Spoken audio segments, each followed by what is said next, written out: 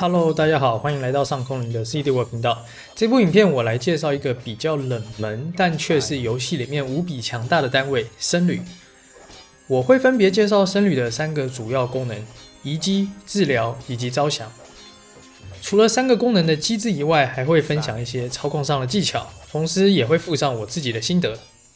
在过去的20多年里，除了针对移动速度的科技有一些调整以外，僧侣基本上没有太多的修改，直到这几年被玩坏了才开始大幅调整。首先，我们先来讨论遗迹。我相信大家都知道，把遗迹搬回去修道院里面，就可以无中生有，冒出黄金。撇开少数特殊文明与地图不说，在1对1单挑的后期，遗迹基本上就是唯一的黄金来源。每个遗迹每分钟可以生产30的黄金，这是什么样的概念呢？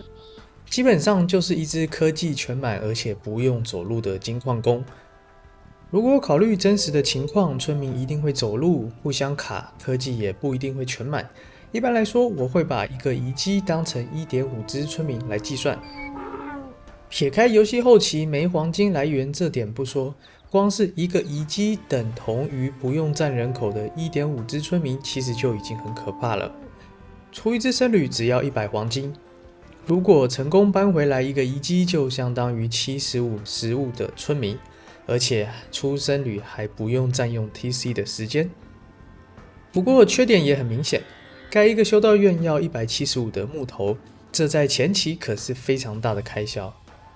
再来，从僧侣出来到成功把遗迹搬回到修道院，这个过程非常的漫长，而且充满着风险。更不要说遗迹的数量是有限的，如果把木头拿去投资 TC， 只要有食物就可以一直出村民。所以如果是单纯以爆经济的角度来说，遗迹并不是一个好的方法。在单挑局里面，则是因为刚刚说的后期黄金来源，还有僧侣的另外2个功能，因此被运用得非常广泛。团战的话，就不会像单挑一样那么激烈的争抢遗迹了，因为可以直接跑贸易。而前期如果为了搬遗迹导致军队比对方少，加上对方也都会有远程输出，使得僧侣并不是那么容易投入战场，这样雪球滚下来可能得不偿失。如果说你打从一开始就不相信队友可以活下来，让你安稳跑贸易，那么早点搬遗迹，确保自己后期有稳定的黄金来源，也是不错的选择了。僧侣的第2个功能，免费帮单位治疗。在以前，甚至可以像村民一样使用木头来修复农田或者渔网。治疗的速度是每分钟150滴血。如果对于这个数字没有概念的话，我给你们几个参考来比较。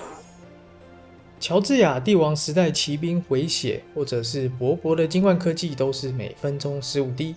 僧侣补血相当于这个10倍的速度。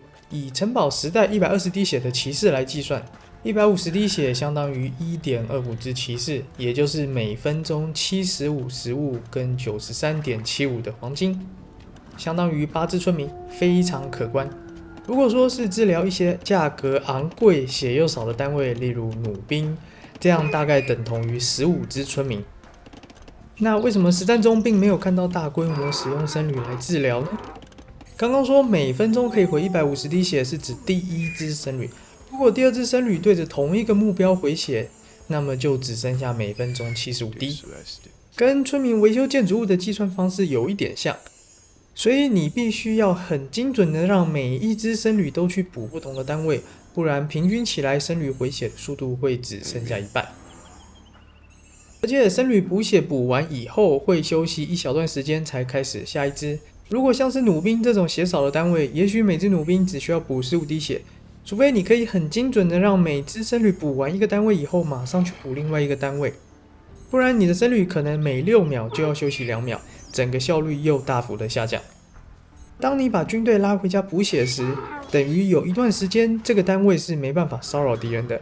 一般实战比较常见的是会把几乎没血的骑士拉回家回血，弩兵因为走得慢血又少，一般不太会拉回家的，除非是随着军队一起走的僧侣，准备随时招降敌人的军队，这个时候会顺便来补同行的弩兵。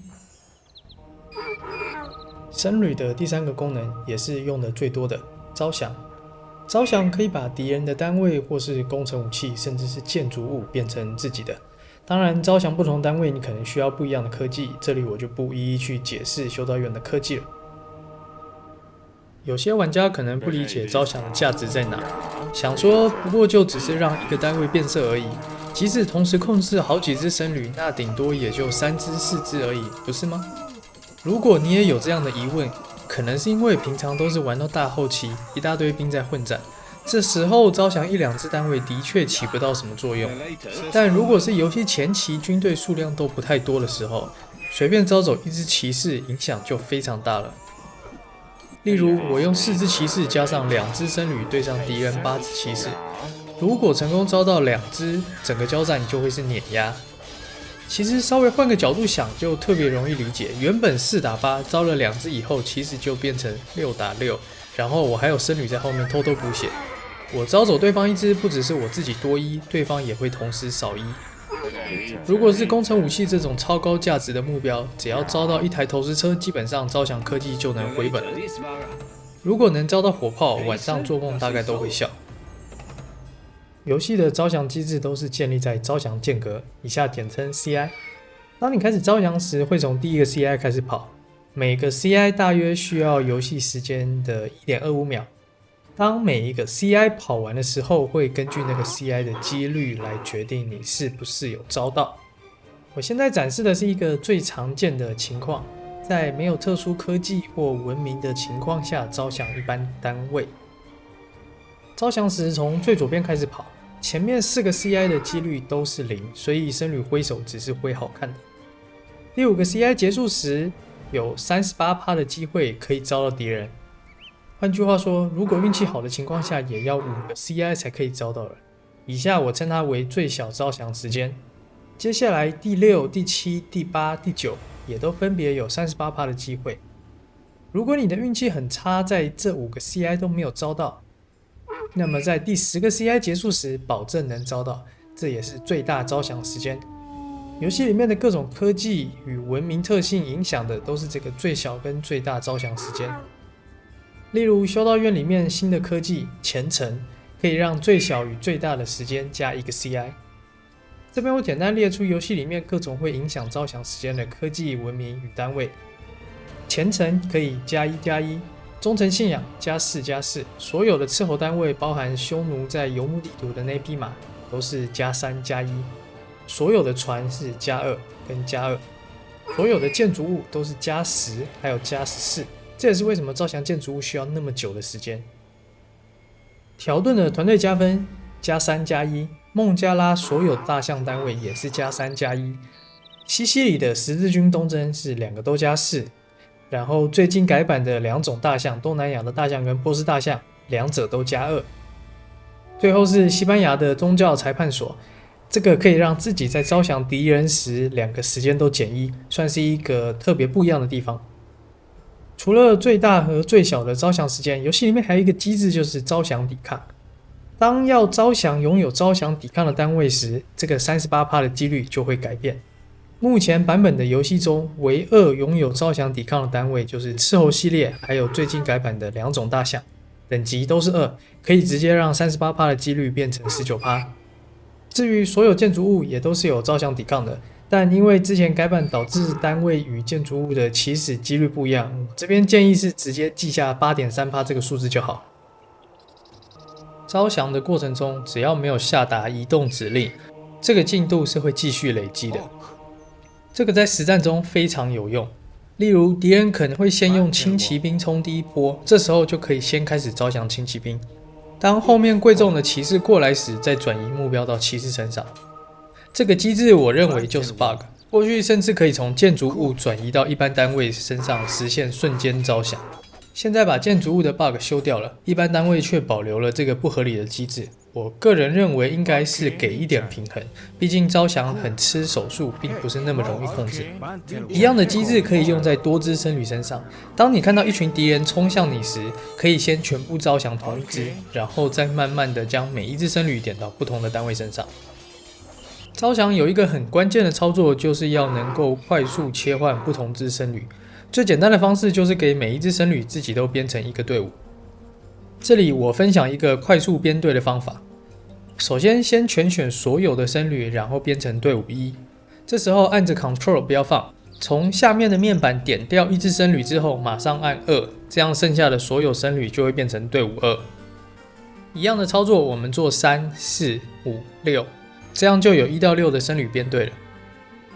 我再操作一次。透过这个方法，可以快速的把僧侣都编到不同的队伍。防守时可以善用驻扎，有个非常常用的情况，就是在 TC 里面进进出出。